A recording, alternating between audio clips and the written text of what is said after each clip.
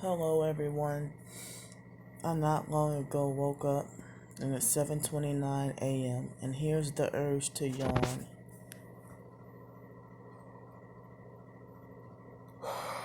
Excuse me. I think yeah, so I'm wondering lately this been happening at the beginning of every video. Shortly after, like just within seconds, a couple of seconds after the video starts, me feeling the need to yawn. Uh I don't know if that's director energy weapons or remote neural monitoring or what that is lately. Um, what- so I know I not long ago woke up. It's now 7:30 exact a.m. on Saturday, January 16, 2021. I caught myself. So, um,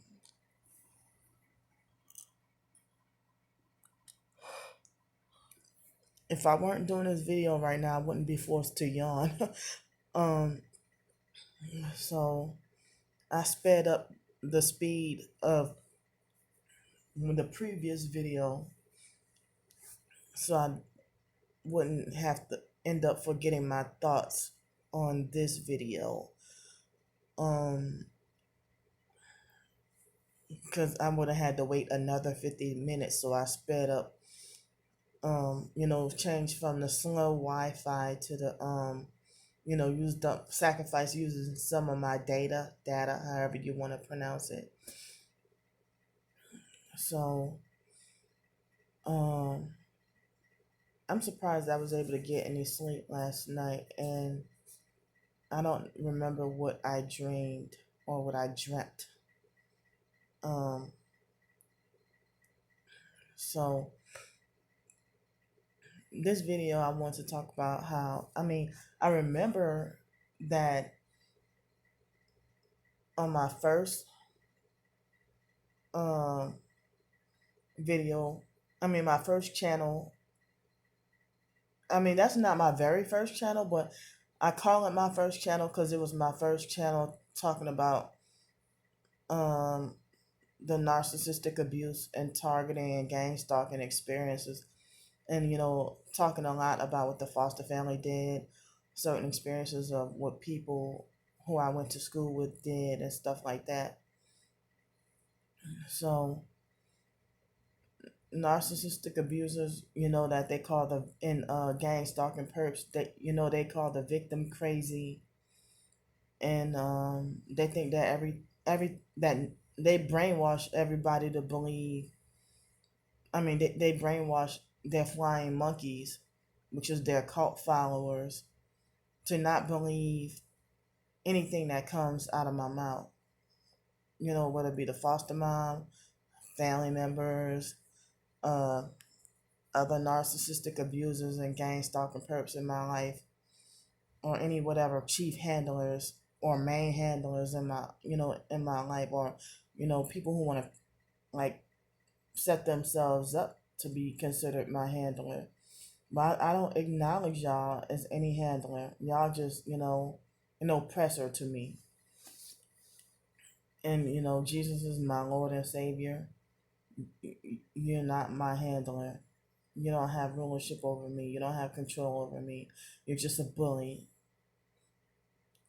So, gang stalking perps, what they'll do is, and narcissistic abusers, if you're, even if you're not on social media, if they're abusing and bullying you or hurting you some kind of way, and then certain things that you say about, when you're trying to expose their abuse, they gaslight you, of course, and they laugh at you and say that you're crazy and you're stupid, and they make it like as if they don't take you seriously.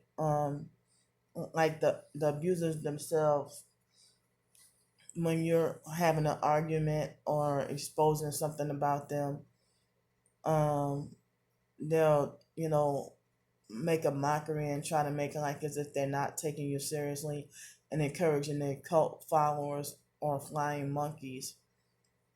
They're encouraging them to not believe you and not to take you seriously, because they're trying to convince everybody that your truth that you're trying to get out, they're trying to say that you're not making sense and stuff like that.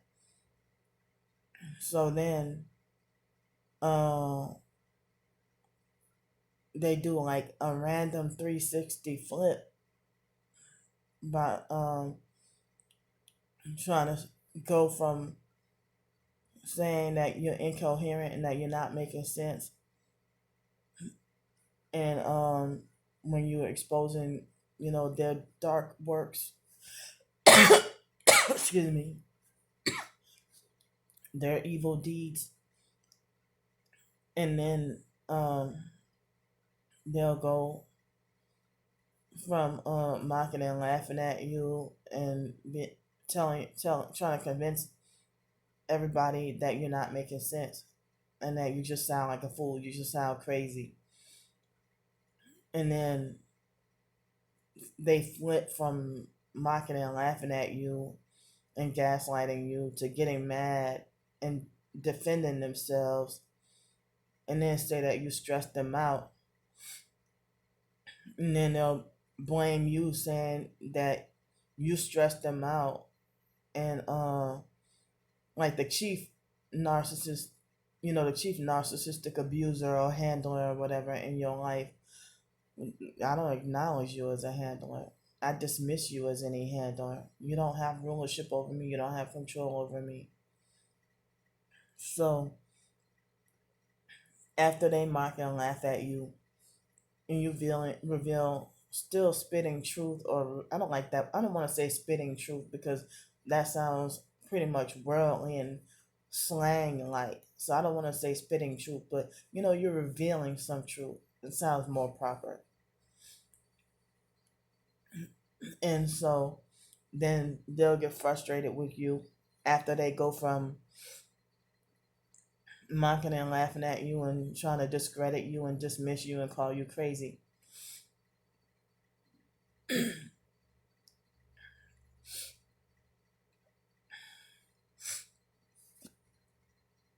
Excuse me.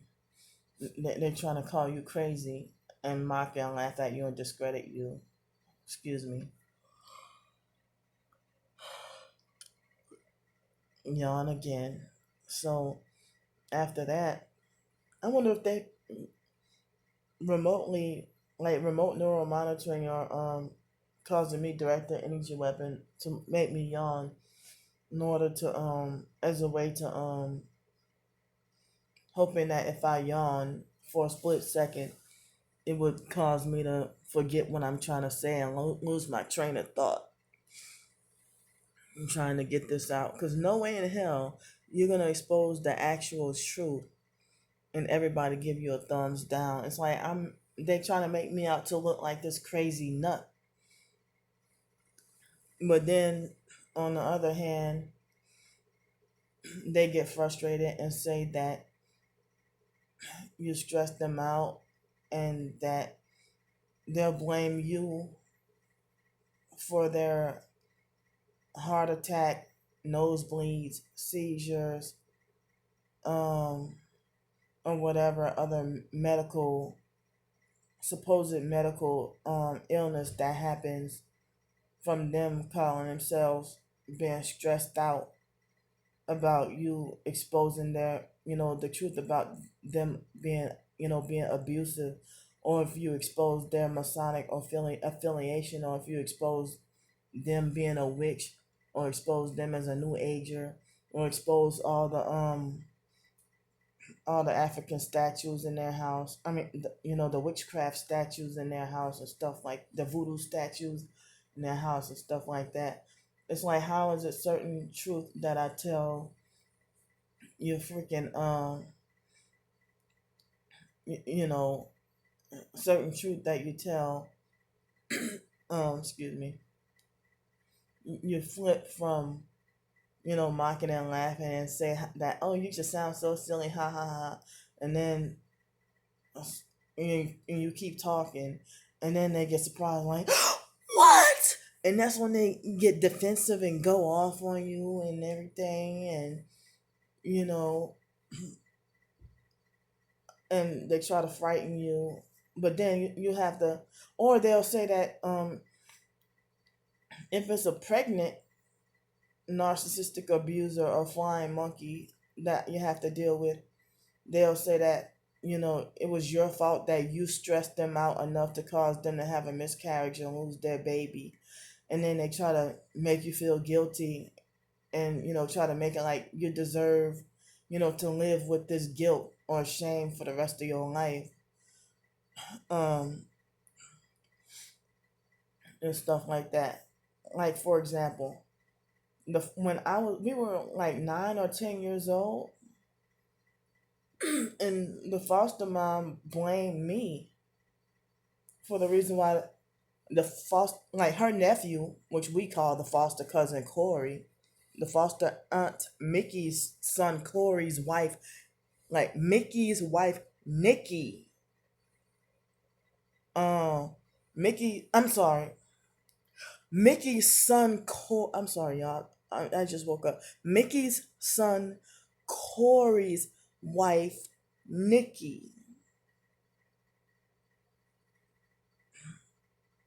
So Nikki, Corey's wife Nikki with an N, not M. Nikki was the foster mom.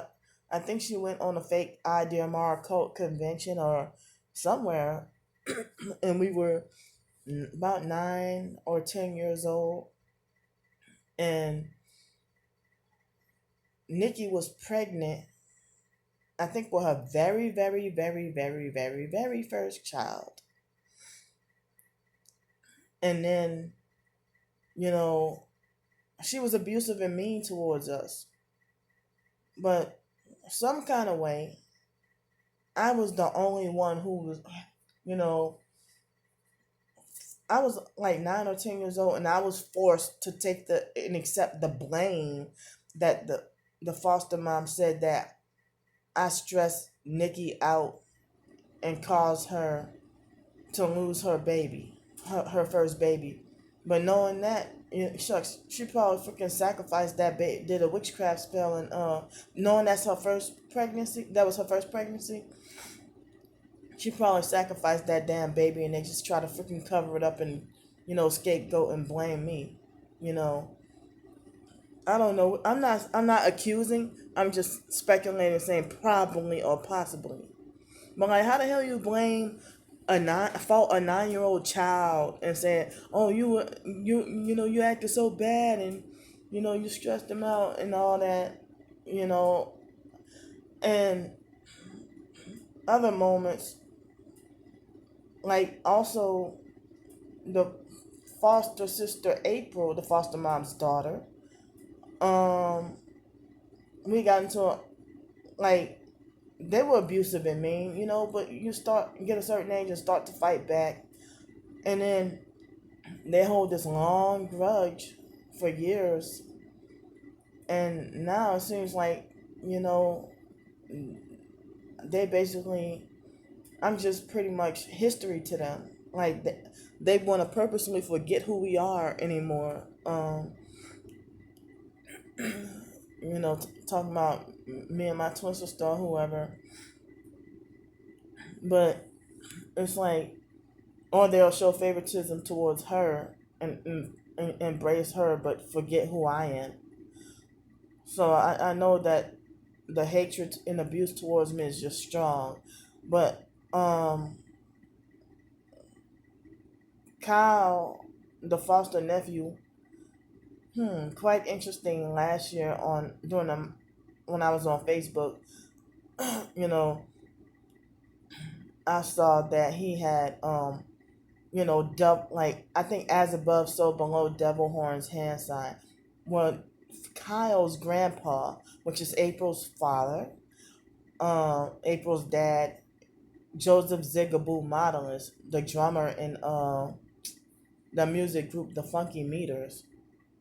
and he's a Grammy winning whatever. So they must definitely have Masonic bloodline. And then, so Kyle is Joseph Ziggleboo Modelist, um, from the Funky Meters group, music group.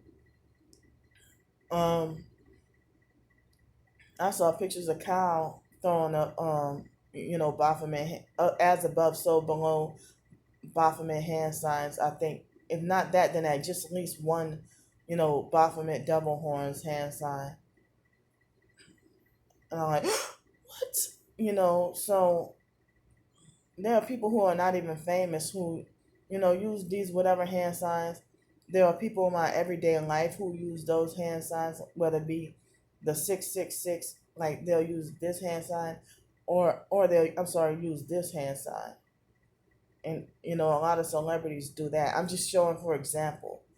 I'm not, I'm not affiliated with those hand signs, but I'm just showing you what they, the hand signs and some other hand signs and Masonic, symbolism and stuff, or satanic, whatever, that I'm, still not aware of. But those are the main two that I'm aware of. And so it's like, even as I said, people who I went to school with, they'll end up having,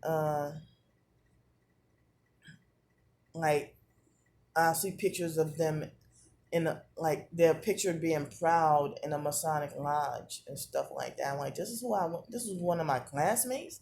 So anyway, I was surrounded by Freemasonry and all this, and didn't even, in witchcraft and all, and didn't even realize it, and kept in the dark after so many years.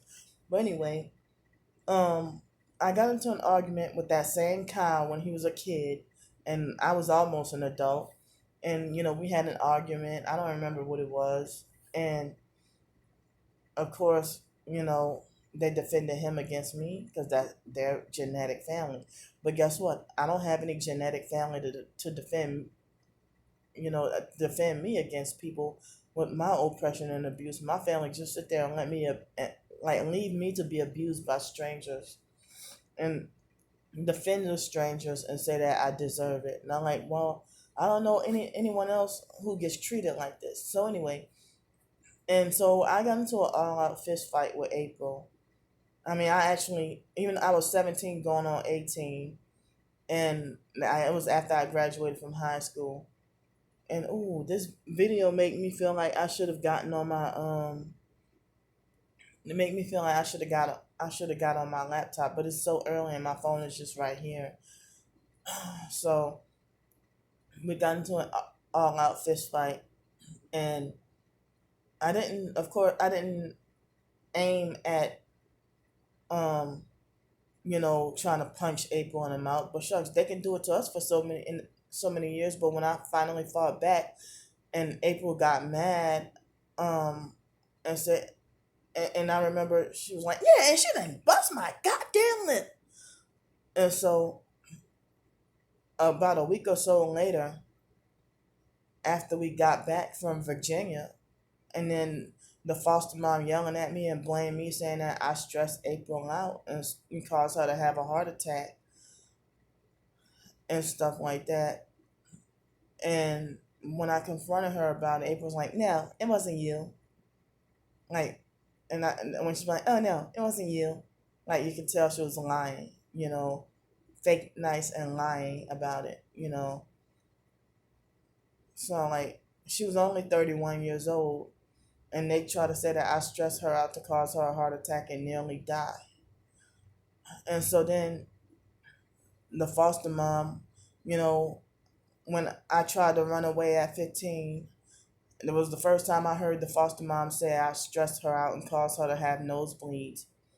And then even after I turned 18, the foster mom would tell the psychologist and psychiatrist that I stressed her out. And like ever since after, like, I guess when me standing up to her abuse and everything, and then she would say that every time after I'm back at home at her house on semester break and we get into our altercations and stuff with me defending myself against her abusing me and having nowhere else to turn or nowhere else to go. And then she said that she would, after she dropped me off back on Nicholls State University campus, in the dorm rooms, she said that she would be stressed out and have nosebleeds. But when I have stuff happen to me, people don't take my illnesses, like if I'm having chest pains and stuff, I'm not taken seriously and stuff like that. Or they'll falsely accuse me of being a hypochondriac. Or, Miss Lisa Ruby used that against me um and a few years ago and screamed at me and had an artificial fake over exaggerated meltdown and said, I can't take this, you're stressing me out, you're stressing me out.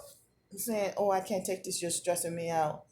And I'm like, damn, she everything I told her, she used it as a weapon against me and start to act it out towards me, like trying to re-traumatize and re-abuse me all over again. And I'm like, this is spiritual abuse. So, if you're supposed to, I never heard of a deliverance ministry doing stuff like, that's what her fake deliverance ministry consisted of. Her, fake deliverance ministry was like her read wanting me to write down all my traumas and abuses, and then for her to start acting out everything that the foster, except she didn't put her hands on me, but all the psychological and mental games that they did, and she would act them out right back to me, and then like, these demons are getting mad and stuff like that, and then she would leave me in fear that she would put her hands on me or physically abuse and beat on me. And one time Miss Lisa, her husband was walking around with a gun all day, and then the next day, the day before we had, it was the next day, the day we ended up having that falling out, that huge argument. She, I mean, her husband purposely left that gun on the counter while he was gone all day, and it was just me and her in the house. But I felt uncomfortable and frightened with that. And then there would be times when my twin sister would blame me for her seizures or say that I stress her out and cause her to, either that she'll reverse it and lie and say that I'm driving her to suicide, or that I'm gonna stress her out and cause her diabetes to be worse. But then it's like she just mimicking and copying with the foster family, like what she saw the foster family treat us, and then try to, act that out towards me, And it's like the idea that they want to falsely, blame me for, whatever illnesses and say that I stressed them out and everything. And then the flying monkeys come wanting to kill me, or come wanting to to fight me, and, wanting, acting like as if they want my blood, you know, like as if they want my blood, like they think I must, just get killed now because they're trying to make it like I did something so horrible to people and stuff like that. And I don't even be trying to, stress people out or annoy them, or, in high school, everybody tried to say I was aggravating and annoying and stuff like that, while they were perping me and bullying, harassing, and laugh at me. And then when I call them out, or if I'd be like, well, why are you getting an attitude, and then it just escalate and get worse and stuff like that. So it's like, I mean, I don't even know. And then they want to give the world the false picture to believe that I'm the one who just pure evil and full got such strong hatred in my heart and stuff like that, when it's actually them. And then they, they'll be glorified as having the so-called right to grudge against me and not forgive me for any arguments. But it's like, well, why should I beg for forgiveness for abuse? Like the foster brother Joe physically abused and beat on me, and then I have to come back and be sorry later. And then they act like they don't want to accept my apology, So I know the video is gonna cut me off now. I didn't get the warning, at least not yet. So, but I'm gonna go anyway. So it's gonna take a while to upload this. All right. See y'all later. I might gonna try to work on some more short stories today. Bye bye.